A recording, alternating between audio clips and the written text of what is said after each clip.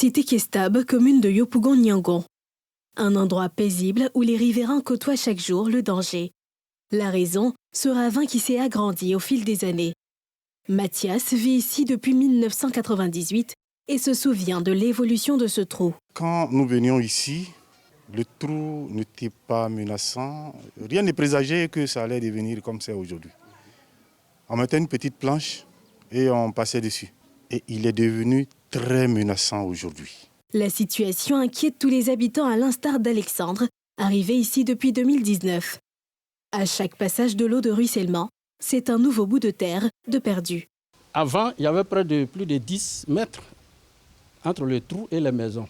Aujourd'hui, il y a des clôtures qui sont tombées dedans. Ma cuisine arrière, il y a une partie qui est déjà dans le trou. J'ai dû abandonner. Dans le quartier, plusieurs maisons sont suspendues au bord du précipice ou ont déjà cédé en partie du fait de l'érosion du sol. Cette église catholique a perdu lors des pluies récentes le magasin qui servait pour la Caritas et son centre médico-social. Cette clinique-là, vraiment, par ses prestations, soulageait beaucoup de personnes. Pas seulement les paroissiens, et encore moins les riverains. Les gens venaient de partout pour se faire soigner ici. Et ces derniers temps, le trou, il est plus que menaçant. À chaque fois qu'il pleut, il y a une partie de la paroisse qui doit partir. À chaque pluie. Et vraiment, nous ne savons pas ce qui va se passer demain. Dans le cœur des résidents, c'est l'angoisse. Alors que s'annoncent les premières pluies, ils ne savent à quel sens se vouer.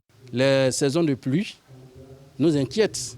Et aujourd'hui, même s'il pleut, on ne dort pas. Encore les établissements qui sont de part et d'autre, les enfants en saison pluvieuse, surtout quand il pleut la journée, c'est l'inquiétude.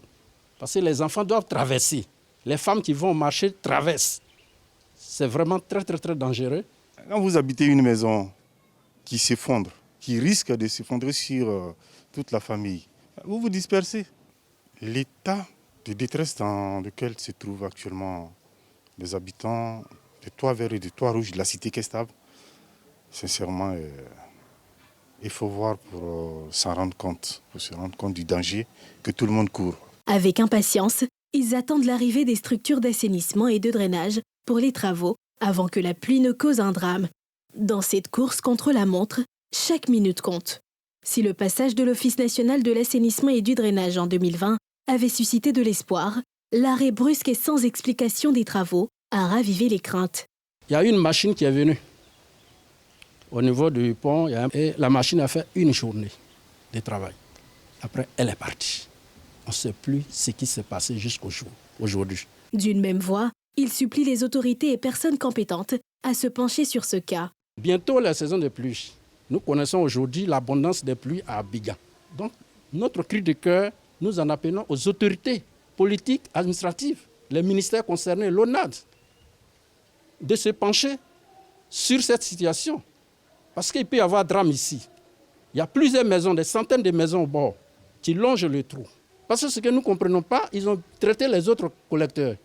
Mais ici, là, quel est le problème? Et puis ça ne se fait pas. Nous demandons aussi au maire de Yopougon, et puis aux futurs maires, oui, les candidats, qu'ils viennent voir, parce que c'est maintenant.